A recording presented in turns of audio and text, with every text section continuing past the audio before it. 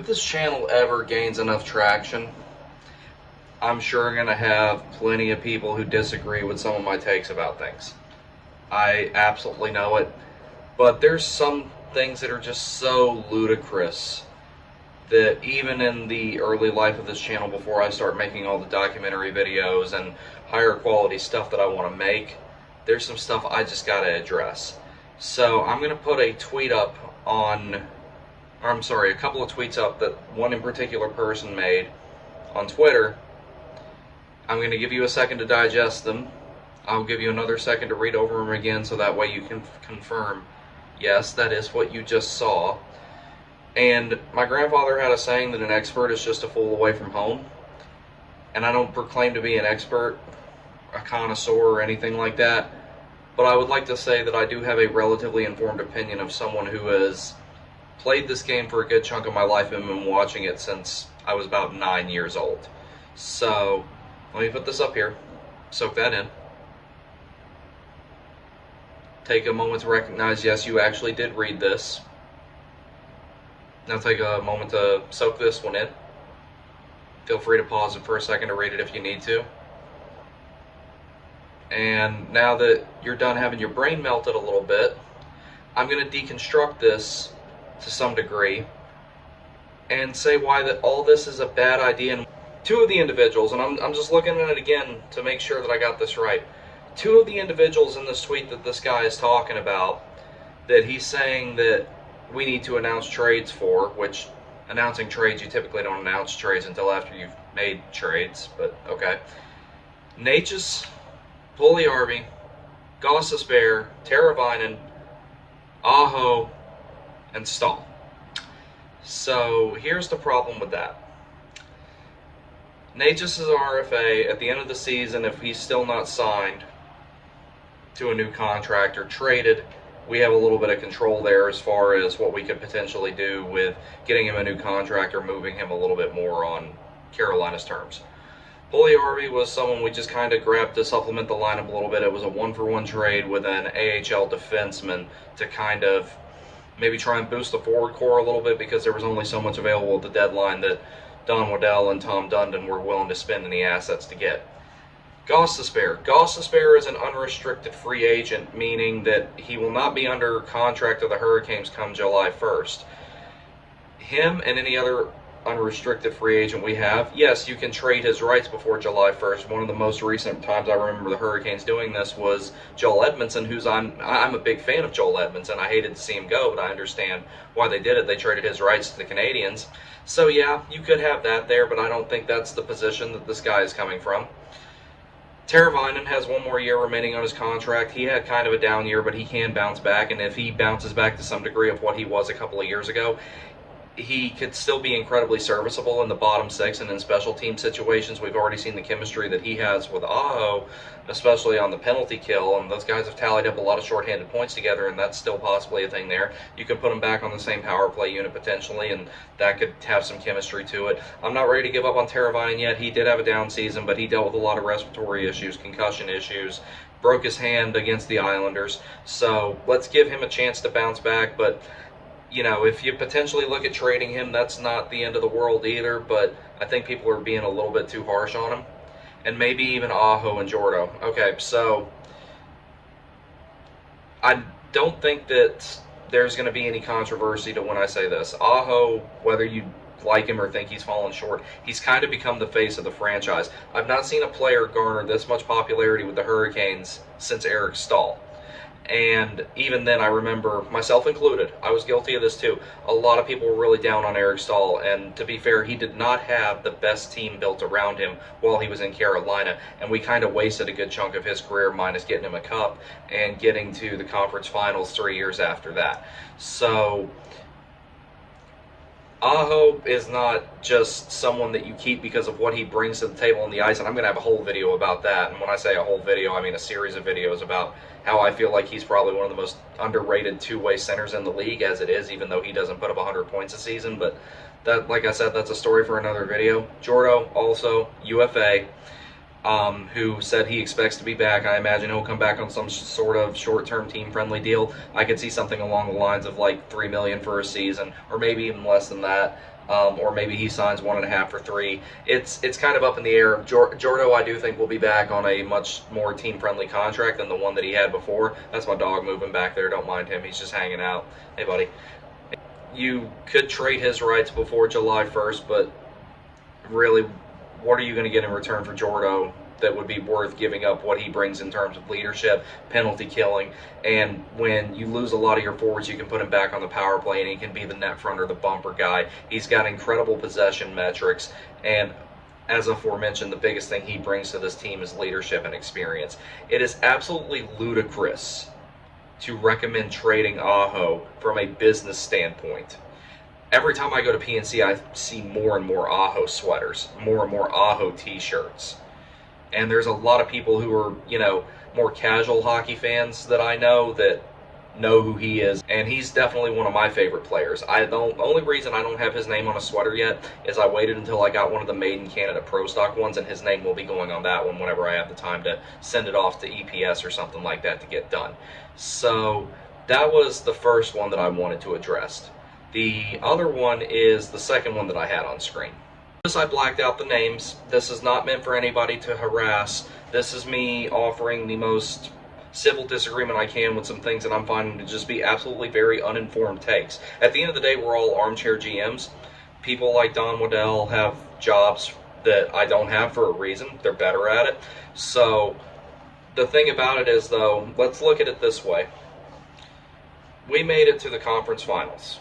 Does it suck that we got swept again for the third time in a row, reaching the conference finals between 2009, 2019, and now? Absolutely. Were we missing some key pieces? Absolutely. So, Svechnikov, Pacioretty, and a lot of people forget about Kasha. A healthy Kasha is good for about 15, 20 goals a season. He definitely probably would have given you a little bit of scoring in the postseason as well. We have to remember, we made it nearly to the end with what we had, with a depleted lineup, and Teravainen came back in, and he definitely wasn't 100%. I've got another video lined up about that too, because he was wearing 2 different gloves, and I have a really specific hypothesis as to why he was doing that. So, and this other take here, I'm going to go ahead and put this one on screen, and let me read it to you. Tom Dundon's reaction to the 4-goal conference. Okay, final sweep. Nope, not what it takes. Okay, so let me put it this way. I'm trying to think of the best way to give an analogy to this.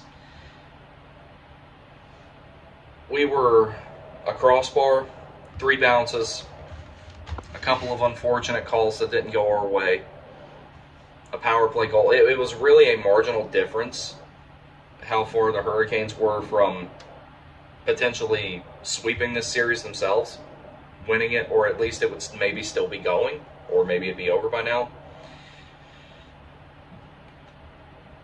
That was the closest sweep I've ever seen. I've been watching hockey for 20 plus years, 25 years. Was it disappointing? Yeah, it was outright painful. It sucked. I remember sitting here after Game 3 in this very room right here watching this game, being madder than hell. But the worst thing you can do is tear this team apart. The worst thing you can do is make a stupid trade. The worst thing you can do is give up one of the core pieces like Aho, Jarvis, Svechnikov. Like, I've seen some really crazy takes about what the Hurricanes need to do to add scoring. The Hurricanes were 4 goals away from sweeping the Panthers. Let me put that in perspective for you. 4 goals the other way and the Hurricanes sweep the series. That's it. Yet you have people here saying to blow the whole team up. That's like if you have a car and everything on it works good, and let's say you have 1 belt and 1 hose that needs to be replaced, and you want to put the thing up on blocks and strip everything out of it, and then expect it to go race. If you can't tell, I like race car stuff too. That's why there's that Mazda 7.8, 7B stuff over there. I wasn't planning on making a video tonight. I couldn't let stuff like this get said and not have some sort of a response to it, because the meltdowns people are having right now are just confusing me. Would I have liked for Carolina to have done more at the deadline? Absolutely. Do I think that maybe they could have been a little bit more aggressive? Yes. But we have to look at one of the pros here, is that we did not give up any of our rostered players to make the moves that we did make.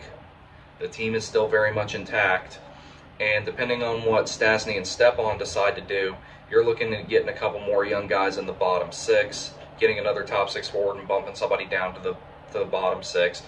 There's still a lot of good options here. And me being someone who remembers when I would go to PNC and I would sit in section 104, which is right between the benches, I would sit in section 104. I would have either no one around me, or I'd be surrounded by fans of the opposing team. I would sit there for sometimes less than $100 on a Saturday night, knowing damn good and well they weren't going to make the playoffs. But I was sitting there telling myself one day this is going to turn around. And this is right in the middle of all the rumors about the Hurricanes moving to Quebec, the Hurricanes moving to Houston, all this other stuff. And luckily it didn't happen because someone came in here, bought the team. This team is so close to winning, yet so far. I know, so close yet so far. This team is very close to winning, and the absolute worst thing right now we could do is blow it up. Absolutely the worst thing we could do is trade 4 or 5 of the current players on the current roster. That being said, some of the ones that the first guy wants to trade, they're UFAs anyway. Jordo probably won't go play anywhere else. The only way I could see him potentially going to play anywhere else is if he decides to go play with his brothers, which they have said that they would like to all play together one time before it's all said and done, and I think that would be really cool. Gostisbehere, I don't think he's going to stay.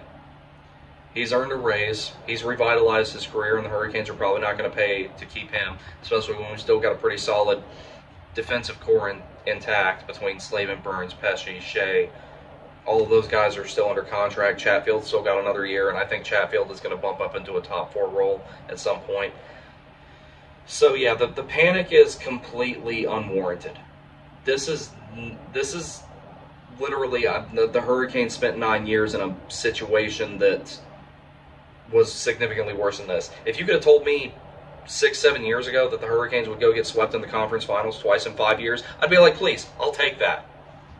I will take that over what I was seeing. I haven't lived in North Carolina in, let's see, it's 2023 now. I haven't lived in North Carolina in 15 years. Little ideas, and then there's ludicrous ideas, and some of these ideas are absolutely ludicrous. I could make a 2-hour video with stats, metrics, and all kinds of other stuff why trading Aho's just a horrible idea.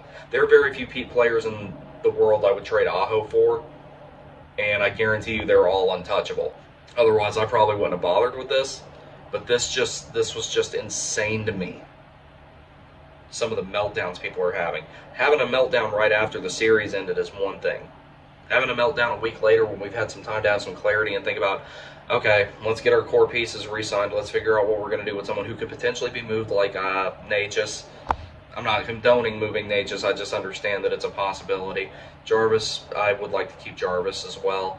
There's a reason why they're doing the jobs they're doing and we're not. That doesn't mean all their decisions are good. But there's a reason they're getting paid to make these decisions, and we're sitting here speculating on various different social media platforms about them. But there's a way to speculate that doesn't make you look like you don't know what you're talking about.